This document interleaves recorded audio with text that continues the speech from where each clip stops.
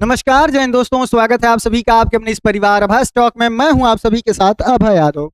साथियों, बांग्लादेश जैसा देश जो कि हमारी रहमतों के बदौलत आजाद होकर खुद की एक दुनिया के सामने जो है वो अपना एक नाम बना पाया, कमा क्या पाया, बना पाया, एक उसको जो है पहचान मिली भारत की बदौलत। आज उसके प्रधानमंत्री भारत आने से पहले 3 शर्तें रखते हैं कि हम भारत तभी आएंगे जब भारत हमारी इन शर्तों को पूरा करेगा। आइए बताते हैं क्या बांग्लादेश कर रहा है और भारत इसको न्योता क्यों भेज रहा है। भारत की आखिर क्या इतनी जरूरत है कि इसको न्योता भेज रहा है और सामने से वो ठुकरा रहा है। चलिए पूरी कहानी को यहाँ पर समझते हैं। साथियों, सबसे पहले अगर आप हेडलाइंस पर नजर डालें तो आपको यहाँ पर दिखेगा कि Bangladesh says better environment needed for India visit एमिड rift over outset leader, यानी कि जो यहाँ पर प्रधानमंत्री हैं इनको भारत आने के लिए बेहतर वातावरण चाहिए। किस तरीके का वातावरण चाहिए, मतलब जो भी तनाव है एक तरीके से कहा जाए भारत और बांग्लादेश के बीच में वो खत्म होना चाहिए। चलिए इसको डिटेल में थोड़ा समझते हैं कि आखिर ये पूरा मामला क्या है। साथियों, बांग्लादेश ने रविवार को यानी कि 16 अगस्त 2026 को साफ कहा कि प्रधानमंत्री तारिक रहमान भारत की यात्रा से पहले एक अनुकूल उपयुक्त माहौल बनाना जरूरी है। मतलब समझ रहे हैं, नवाबी देखिए इन लोगों की। ये कह रहे हैं कि भारत के प्रधानमंत्री, माफ करिएगा, बांग्लादेश के प्रधानमंत्री को भारत की यात्रा से पहले एक क्या कहते हैं अनुकूल और उपयुक्त माहौल चाहिए भारत के अंदर। मतलब ये क्या करने आ रहे हैं पता नहीं चल रहा है। ढाका नई दिल्ली पर लगातार दबाव बना रहा है कि अपदस्थ पूर्व प्रधानमंत्री शेख हसीना को बांग्लादेश को सौंपा जाए, प्रत्यार्पित किया जाए। विदेश मंत्रालय के प्रवक्ता AKM शाहिदुल करीम ने कहा कि यात्रा अभी भी विचाराधीन है पर पहले माहौल बनाना होगा। माहौल इनको चाहिए साथियों, इनको माहौल बना के चाहिए। इनको भारत की यात्रा करने से पहले माहौल इनको चाहिए। आज तक कभी भी मतलब कोई प्रधानमंत्री बनता है तो उसकी पहली प्रेफरेंस यही होती है, बांग्लादेश के अंदर कोई प्रधानमंत्री बनता है तो कि वो पहले भारत जाए, भारत की यात्रा करे। क्योंकि इतिहास सबको पता है भारत किस तरीके से बांग्लादेशियों की मदद किया था, ये इनको बहुत बेहतर तरीके से पता है। लेकिन उसके बावजूद भी अब ये जो है इस तरीके की माहौल इनको चाहिए। ठीक है साथियों, यह विवाद ऐसे समय सामने आया जब सितंबर में ब्रिक्स सम्मेलन के लिए रहमान को भारत आने का न्योता दिया गया था। यानी कि जो आपके अंदर ये विचार उठ रहा था कि आखिर भारत इनको न्योता क्यों दे रहा था, तो सितंबर के अंदर साथियों ब्रिक्स की समिट होनी है। उस समिट की मेजबानी भारत करेगा और भारत जो है मेजबानी कर रहा है। इसके वजह से सभी देशों को जो है, जो भी इसके सदस्य देश हैं, उन सभी को यहाँ पर न्योता देता है। और उसी के क्रम में साथियों ये न्योता जो है इन बांग्लादेश को भी दिया गया था। अच्छा, आगे बढ़ने से पहले आप सभी लोगों से एक छोटा सा और आपका थोड़ा सा समय चाहिए हमको और एक सहयोग चाहिए। देखिए, आप में से लगभग ये 28 दिनों का आंकड़ा है साथियों, 28 दिन का ये आंकड़ा है और ये हमको YouTube बताता है, मेरे द्वारा बताया नहीं गया, उसी का स्क्रीनशॉट है। इसमें नॉट सब्सक्राइब को अगर आप देखें ना तो 97.4% लोग हैं। वहीं सब्सक्राइब का देखें आप तो मात्र 2.6% लोग हैं। यानी कि एक महीने के अंदर जो लगातार मेरी वीडियोस को देख रहे हैं एक महीने से, उनमें से मात्र 97.4% ही लोग ऐसे हैं जो चैनल को सब्सक्राइब कर रहे हैं। मतलब कि बाकी जो है वो यहाँ पर माफ करिएगा 2.6% ही ऐसे हैं जो सब्सक्राइब किए हुए हैं। 97.4% ऐसे हैं जो बिना सब्सक्राइब किए हुए बस वीडियो देख रहे हैं। मतलब वो वीडियो देख रहे हैं बस सब्सक्राइब नहीं कर रहे हैं। तो भैया कोई पैसा नहीं लगता, 1 रुपया चार्ज आपका नहीं लगता है या आपका कुछ घट नहीं जाता है इसके वजह से, मतलब आपको कोई लॉस नहीं होता है। अगर आप सब्सक्राइब करेंगे तो आपको नोटिफिकेशन मिल जाएगा और उसके बदले हमको मोटिवेशन मिल जाएगा। तो कृपया करके ये जो सब्सक्राइब वाला बटन है, अगर आपके में ऐसा नहीं दिख रहा है तो इसको क्लिक करिए, ये इस तरीके से दिखने लगे। और आप अगर हमारा सहयोग करना चाहते हो, हमारी हेल्प करना चाहते हो, तो आप जो है ये ज्वाइन जो बटन है इस पर भी क्लिक करके, एक अमाउंट है, बहुत छोटा सा अमाउंट है, वो आप पे करके इसको ज्वाइन करके आप हमारे मेंबर भी बन सकते हैं हमारे चैनल के। ठीक है, आपकी जो इच्छा हो करिए, लेकिन कम से कम सब्सक्राइब जरूर करिए, नंबर बहुत बेकार लगता है। आइए आगे बढ़ते हैं। अब साथियों बात करते हैं कि बांग्लादेश की 3 बड़ी शर्तें हैं। इसने 3 शर्तें रखी हैं। क्या क्या ये शर्तें हैं? सबसे पहली शर्त है इसकी कि शेख हसीना का प्रत्यार्पण हो, यानी कि जो शेख हसीना है उसको भारत को सौंप दिया जाए, माफ करिएगा, भारत उसको बांग्लादेश को सौंप दे। साथियों, बांग्लादेश ने औपचारिक रूप से भारत से हसीना को सौंपने की मांग की है। नवंबर 25 में एक विशेष ट्रिब्यूनल ने छात्र आंदोलन में हुई हिंसक कार्रवाई के लिए उन्हें मौत की सजा जो है उनकी अनुपस्थिति में ही सुना दी थी। यानी कि शेख हसीना के लिए इनके देश के अंदर सजा पहले से डिक्लेयर है। जो आंदोलन हुआ था उसके अंदर लगभग 1400 साथियों छात्र मारे गए थे जो छात्र आंदोलन कर रहे थे। उसका जिम्मेदार इनको जो है शेख हसीना को ठहरा दिया गया है। इनके द्वारा यहाँ पर एक विशेष ट्रिब्यूनल कोर्ट है जो शेख हसीना ने ही बनाई थी अपने विरोधियों पर जो है वो कार्रवाई करने के लिए, और उसी कोर्ट ने इनके ऊपर भी कार्रवाई कर दी है। तो बांग्लादेश लगातार कह रहा है कि जो भारत है वो इनको सौंप दे। दूसरा शर्त है इनका कि दिल्ली से हसीना की सक्रियता पर आपत्ति। यानी कि अभी आपने 5 अगस्त के दिन यहाँ पर देखा होगा, 5 अगस्त को शेख हसीना ने साथियों अपने देश को यहाँ से भारत के अंदर से संबोधित किया था। तो इनका ये कहना है कि जो शेख हसीना संबोधित कर रही हैं, बार बार अपनी बातों को जो रेस कर रही है, क्योंकि ये तो बांग्लादेश के अंदर इनको बैन करके रखे हुए हैं, इनकी पार्टी को भी बैन किए हुए हैं और इनको भी बैन किए हुए हैं, इनके किसी भी प्रसारण को वो बैन कर देते हैं। तो इनका कहना है कि भारत, उनकी जो सक्रियता है भारत के अंदर, जो वो बार बार मीडिया में निकल कर आती हैं और अपने बयान दे देती हैं, और क्योंकि देखिए इनके बयान से होता क्या है, भले ही ये बांग्लादेश जाए न जाए, लेकिन साथियों उसके वजह से वहां पर माहौल बन रहा है। जो उनकी पार्टी के मेंबर्स हैं उनके अंदर जोश आ रहा है। अभी भी साथियों इनकी पार्टी के सपोर्टर बहुत बड़े मात्रा में हैं, तो इसके वजह से इनको आपत्ति हो रही है। तो ये इनकी सक्रियता को कम करना चाहते हैं। तीसरा है कि उपयुक्त और अनुकूल माहौल की मांग है। माहौल बनना चाहिए साथियों, इनको भारत आने के लिए भारत को इनके लिए मतलब माहौल बनाना पड़ेगा। माहौल कैसा? तो विदेश मंत्री हसन महमूद व प्रवक्ता करीम ने कहा, दोनों ने अलग अलग बार इसको दोहराया कि रिश्ते को मजबूत करने के लिए पहले एक कंडक्टिव और यहाँ पर प्रोपेटिव इन्वायरमेंट बनाना जरूरी है। ठीक है, मतलब एकदम माहौल मस्त जो है वो इनको बनकर मिलना चाहिए कि आए तो इनका खूब स्वागत हो, तो वो चीज इनको करना है। ठीक है, आइए आगे देखते हैं कि अभी फिलहाल इनकी ये 3 शर्तें मैंने आपको बता दी। अभी आपको आगे ये भी बताएंगे कि इनको भारत की इंपॉर्टेंस क्यों है, इनको जरूरत क्यों है। जो खेला ये खेल रहे हैं ज्यादा दिन तक नहीं चल पाएगा। अब समझिए शेख हसीना का विवाद कैसे बना इतना बड़ा, तो आप सभी को पता है, इसको मैं फिर से बताने वाला नहीं हूं।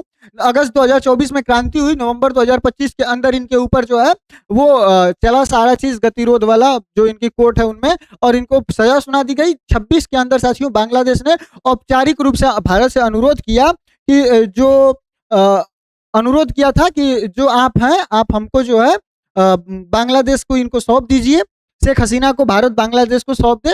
और अगस्त 2026 के अंदर हसीना से जुड़े एक भारत आधारित मीडिया कार्यक्रम पर बांग्लादेश का कड़ा विरोध जताया। भारत ने कहा आयोजन में हमारी कोई भी भूमिका नहीं थी, शेख हसीना ने खुद से आयोजन करके यहाँ पर अपनी बातों को जो है वो रखा था। यहाँ पर 5 अगस्त के दिन उस पर हमने सेशन किया हुआ है, अगर आप चाहें तो जाकर देख सकते हैं। अब अगली बात कि भारत ने अब तक क्या कहा है, इस पूरे जो घूम रहा है ये, इसमें भारत की क्या अपनी जवाबदेही है, तो वो समझिए। आधिकारिक बयान क्या आया, 14 अगस्त के दिन हमारे विदेश मंत्रालय की तरफ से कहा गया कि हमने बांग्लादेश पीएम को द्विपक्षीय यात्रा के लिए न्योता दिया है और ब्रिक्स आउटरीच सत्र के लिए आमंत्रित किया है, भारत ने इस बात को बताया। इसके बाद 7 अगस्त को भारत ने कहा था कि हसीना से जुड़े विवादित मीडिया कार्यक्रम में हमारी कोई भूमिका नहीं थी, न ही उसमें कही गई किसी भी बात का हम समर्थन करते हैं। यानी कि भारत ने यह स्पष्ट कर दिया कि हम शेख हसीना को सिर्फ शरण दिए हुए हैं, उनके किसी भी विचार या फिर वो जो बोल रहे हैं उनका हम समर्थन नहीं करते हैं, या फिर उनकी जो मीडिया का जो बनाना था, इसको प्रसारित करना था, उसमें हमारा कोई योगदान नहीं है। तीसरा, प्रत्यार्पण अनुरोध के बारे में कि लागू कानून व स्थापित प्रक्रिया के अनुसार जांच में है और यही भारत की आधिकारिक स्थिति है। यानी कि इनका कहना है, भारत का कहना है कि हम जो है वो इस चीज के बारे में देख रहे हैं, इसके कानूनों का अध्ययन कर रहे हैं और उसके हिसाब से फिर हम जो है आगे सोचेंगे। अभी इसके ऊपर जो है वो ध्यान दिया जा रहा है, इसके ऊपर देखा जा रहा है, बातचीत चल रही है। अब कूटनीतिक गतिविधि को समझिए। 10 अगस्त को भारत ने नए उच्चायुक्त दिनेश त्रिवेदी की तारिक रहमान से मुलाकात होती है, जो कि वहां के प्रधानमंत्री हैं। उसी दिन RAW प्रमुख पराग जैन भी जो है वो ढाका में मौजूद थे। इसके बाद उच्च आयुक्त की तुरंत दिल्ली वापसी हो गई और अगले दिन पीएम मोदी से मुलाकात हुई और रिश्ते सुधारने के जो है वो संकेत यहाँ पर मिले। देखिए कुल मिलाकर रिश्ता सुधरेगा, बिना सुधरे बांग्लादेश नहीं चल सकता है। कैसे चलेगा भाई, सारे तरफ से तो वो घिरा है भारत से। एक बे ऑफ बंगाल ही तो ऐसा जगह है जहां से वो जो बचा हुआ है। बाकी तो अगर आप देखें उसका, भारत उसके साथ 4096 किलोमीटर की जो है वो पूरी सीमा साझा करता है। भारत छोड़कर मान लिया जाए तो किसी भी देश के साथ उसकी जो है वो बॉर्डर साझा नहीं है। ठीक है, तो ये यहाँ पर चीज है। अब आपको समझाते हैं ये जो तारिक रहमान है, इनकी परंपराओं से हटकर विदेश नीति को, जो इनकी पार्टी है वो साथियों भारत के साथ उसका संबंध अच्छा नहीं रहा है, पहले से ही उसका इतिहास है। लेकिन फरवरी 2026 में सत्ता संभालने के बाद रहमान ने बांग्लादेशी नेताओं की पुरानी परंपरा, पहली विदेश यात्रा भारत से शुरू करना को तोड़ते हुए पहले मलेशिया और फिर ये चीन की यात्रा की है। यानी कि जिस तरीके से अभी तक ये बांग्लादेश का एक तरीके से समझिए कि परंपरा आई थी कि जब भी वहां पर कोई पहला प्रधानमंत्री बनता था तो प्रधानमंत्री बनने के बाद जो उसकी पहली यात्रा होती थी वो भारत के अंदर होती थी। लेकिन ये जो है तारिक रहमान प्रधानमंत्री बनने के बाद पहले चले गए मलेशिया, और मलेशिया के जस्ट बाद चले गए चाइना, और उसके बाद अभी जब भारत आना है तो इसमें इनको माहौल नहीं बना हुआ मिल रहा है। संकेत था कि भारत की जगह चीन मलेशिया को प्राथमिकता और कूटनीतिक जो संतुलन है उसको बदलने का ये इशारा दे रहे थे।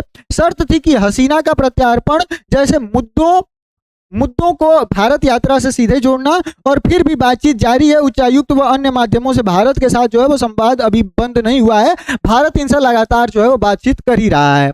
आगे बढ़े और बात करें ब्रिक्स सम्मेलन की, जो कि फैसले की घड़ी होगी। 12 से 13 सितंबर 2026 के अंदर ब्रिक्स आउटरीच सत्र होगा, भारत की मेजबानी होगी। इसमें साथियों भारत जो है वो अध्यक्ष होगा।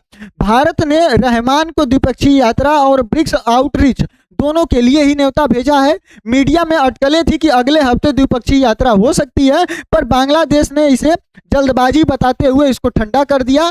बांग्लादेश सीधे सीधे कहा कि नहीं, ऐसा कुछ भी नहीं है, हम यात्रा नहीं कर रहे हैं। इसके बाद बांग्लादेश की जो स्टेट मिनिस्ट्री है, समा ओबेद इस्लाम, इनकी यात्रा की तारीख तय नहीं, इन्होंने कहा कि यात्रा की तारीख तय नहीं है और यह द्विपक्षीय प्रगति पर निर्भर करेगी। यानी कि कुल मिलाजुला के इनको माहौल चाहिए जो कि भारत के अंदर इनको बनता हुआ नहीं दिखा रहा है। अब साथियों मेन सवाल कि बांग्लादेश के लिए भारत इतना जरूरी क्यों है। अभी तक तो आपने समझ लिया कि ये किस तरीके से क्या क्या चीजों की मांग कर रहे हैं। अब समझाते हैं आपको कि ये जो इतना उड़ रहे हैं इनको भारत की इंपॉर्टेंस क्या है, क्या इनको जरूरत है और ये क्यों महत्वपूर्ण है।